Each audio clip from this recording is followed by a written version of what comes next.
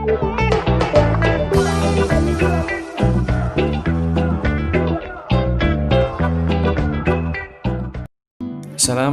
warahmatullahi wabarakatuh. Kami dari kelompok 8 yang beranggotakan Alif Handaru Atmaja Suhud, Cindy Amelia Fitri, Khadijah Alatas, Maulidia Wian Sumita, dan Muhammad Fadli Abdillah akan mempresentasikan hasil kerja kelompok kami yang berjudul Masalah Kependidikan.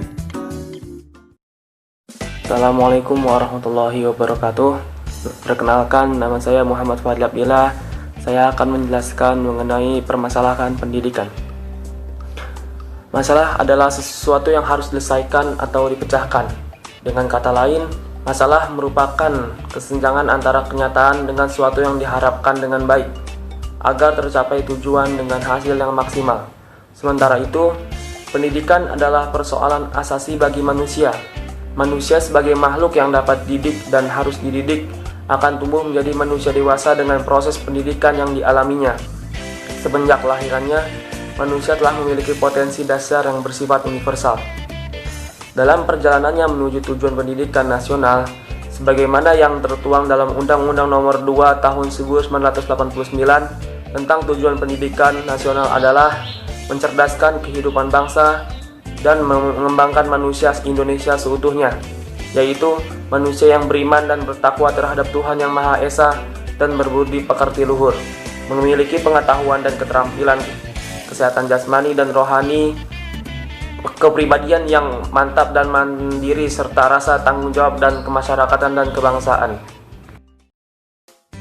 Halo, selamat siang. Perkenalkan, saya Cindy Amelia Fitri. Di sini saya akan menjelaskan tentang permasalahan pendidikan di Indonesia. Masalah yang pertama yaitu rendahnya kualitas sumber daya manusianya. Masalah pendidikan di Indonesia apabila ditinjau dari sumber daya manusianya sangat jauh bila dibandingkan dengan negara-negara lain maupun negara tetangga. Hal ini berdasarkan data World Education Ranking yang diterbitkan oleh Organization for Economic Cooperation Development pada tahun 2015. Hal ini menentukan di posisi mana negara maju dalam segi pendidikannya. Organisasi ini menentukan peringkat terbaik dari segi membaca, matematika, dan ilmu pengetahuannya. Nah, Indonesia menempati peringkat ke-69 dari 75 negara dengan nilai masing-masing yaitu 402 dalam bidang membaca, 371 dalam bidang matematika, dan 383 dalam bidang ilmu pengetahuan. Masalah pendidikan di Indonesia yang kedua yaitu mahalnya biaya pendidikan dan ekonomi keluarga yang kurang memadai. Nah, kita sekolah kan pastinya naik jenjang ya. Nah, setiap naik jenjang kan juga nambah biaya. Biayanya semakin naik, per bulannya juga bayar. Atau ada yang nggak bayar per bulannya tapi harus sebanding dengan prestasinya gitu kan. Permasalahan pendidikan yang ketiga yaitu kualitas tenaga pengajar. Nah, apakah Indonesia tidak memiliki pengajar yang berkualitas? Sebenarnya banyak. Banyak juga pengajar yang ditarik untuk mengajar di luar negeri. Namun, tidak semua pengajar berkualitas tersebar di seluruh Indonesia. Yang ditemukan sekarang adalah banyaknya pengajar yang memberikan penjelasan minim, namun memberi tugasnya maksim. Iya kan? Sedangkan para siswa itu tidak semua bisa memahami pelajaran berdasarkan tugas yang diberikan. Masalah pendidikan yang selanjutnya yaitu fasilitas pendidikan yang kurang memadai. Contohnya pada saat masa pandemi seperti ini, banyak siswa yang kekurangan fasilitas untuk mengikuti pembelajaran online, namun tidak semua sekolah memberikan fasilitas kepada muridnya yang kekurangan. Assalamualaikum warahmatullahi wabarakatuh. Perkenalkan, nama saya Maulidia Wian Sumita. Ingin menjelaskan mengenai jenis-jenis permasalahan pokok pendidikan di Indonesia. Yang pertama, masalah pemerataan pendidikan. Masalah pemerataan pendidikan adalah persoalan bagaimana sistem pendidikan dapat menyediakan kesempatan seluas-luasnya kepada seluruh warga negara untuk memperoleh pendidikan, sehingga pendidikan itu menjadi wahana bagi pembangunan sumber daya manusia untuk menunjukkan pembangunan. Masalah pemerataan pendidikan timbul apabila masih banyak warga negara, khususnya anak usia sekolah, yang tidak dapat ditampung di dalam sistem atau lembaga pendidikan karena kurangnya fasilitas pendidikan yang tersedia. Yang kedua, masalah mutu pendidikan. Mutu pendidikan dipermasalahkan jika hasil pendidikan belum mencapai taraf seperti yang diharapkan. Hasil yang bermutu hanya mungkin dicapai melalui proses belajar yang bermutu. Masalah mutu pendidikan juga mencakup masalah pemerataan mutu. Ada dua faktor yang dapat dikemukakan sebagai penyebab mengapa pendidikan yang bermutu belum dapat diusahakan pada saat demikian. Yang pertama, gerakan perluasan pendidikan untuk melayani pemerataan dan kesempurnaan pendidikan bagi rakyat banyak memerlukan penghimpunan dana dan daya. Kedua, kondisi satuan-satuan pendidikan pada saat demikian mempersulit upaya peningkatan mutu karena jumlah murid dalam kelas terlalu banyak, pengerahan tenaga pendidik yang kurang kompeten, kurikulum yang belum mantap, sarana yang tidak memadai, dan seterusnya. Yang ketiga, masalah efisiensi pendidikan. Masalah efisiensi pendidikan mempersoalkan bagaimana suatu sistem pendidikan mendayagunakan sumber daya yang ada untuk mencapai tujuan pendidikan. Jika penggunaannya hemat dan tepat sasaran, dikatakan efisiensinya tinggi. Jika terjadi yang sebaliknya, efisiensinya berarti rendah.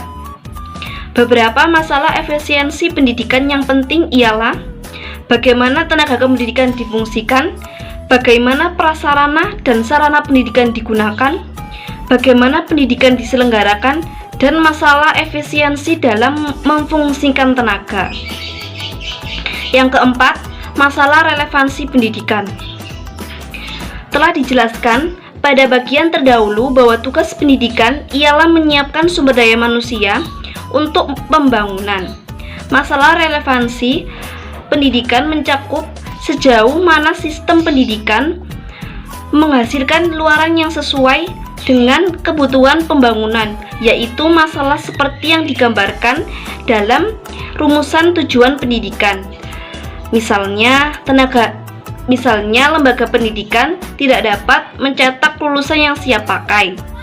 Tidak adanya kesesuaian antara output lulusan pendidikan dengan tuntutan perkembangan ekonomi.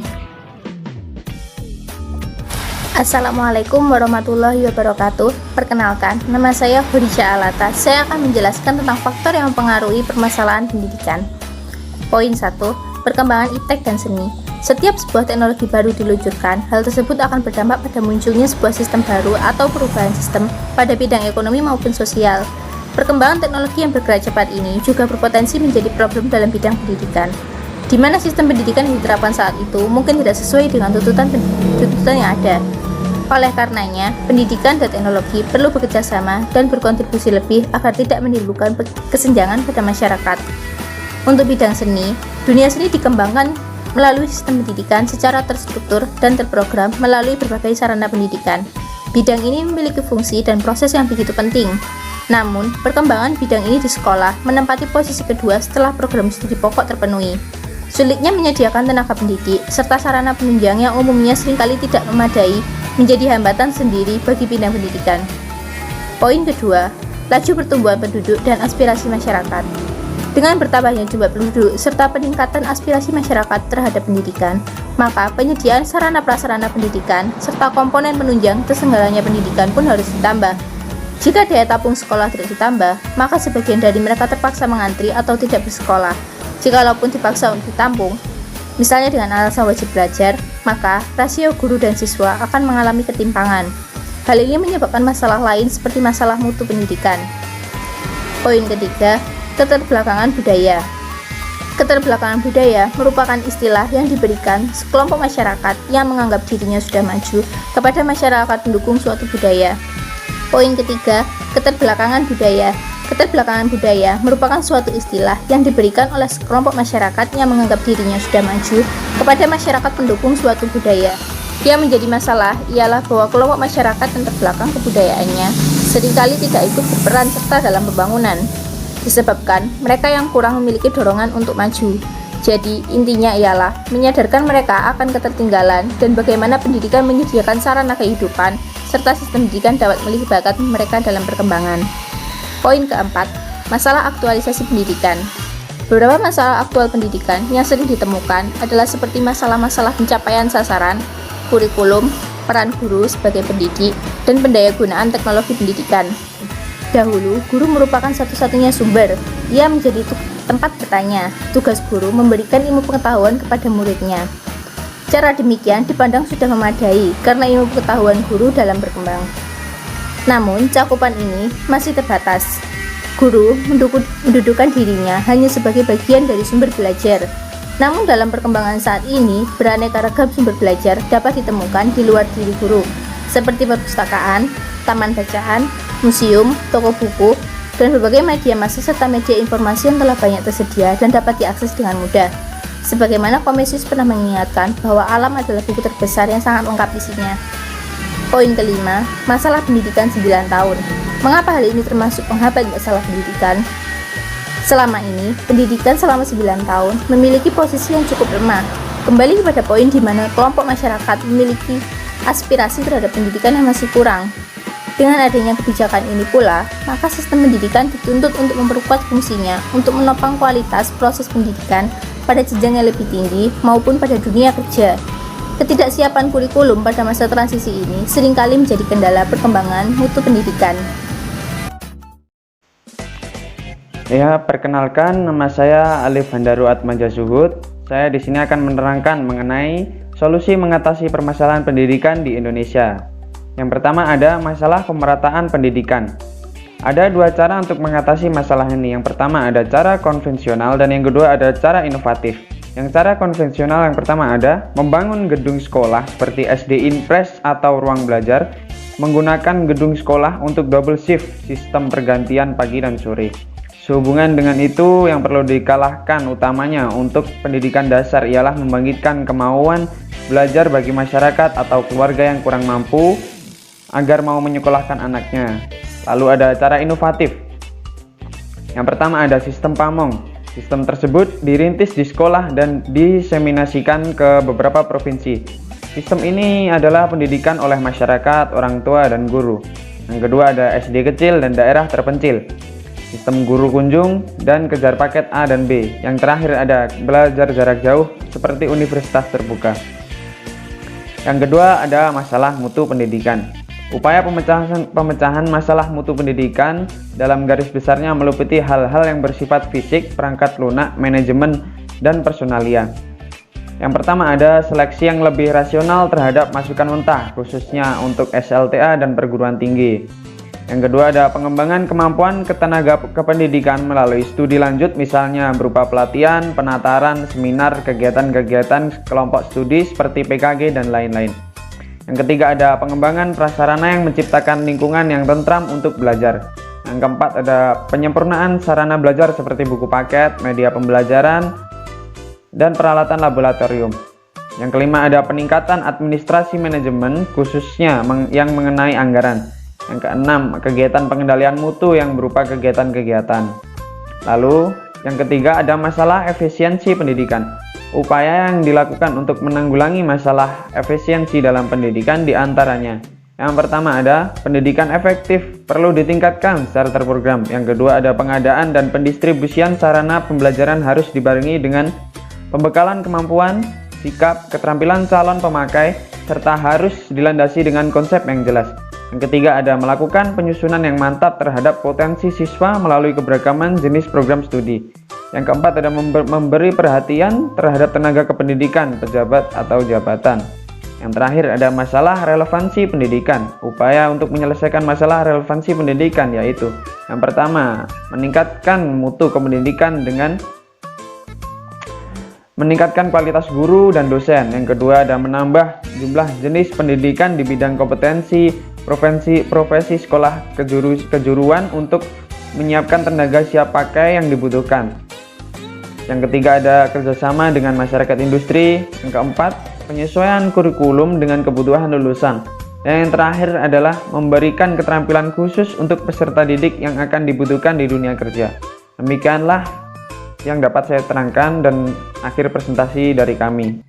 Demikianlah presentasi dari kelompok kami. Wassalamualaikum warahmatullahi wabarakatuh.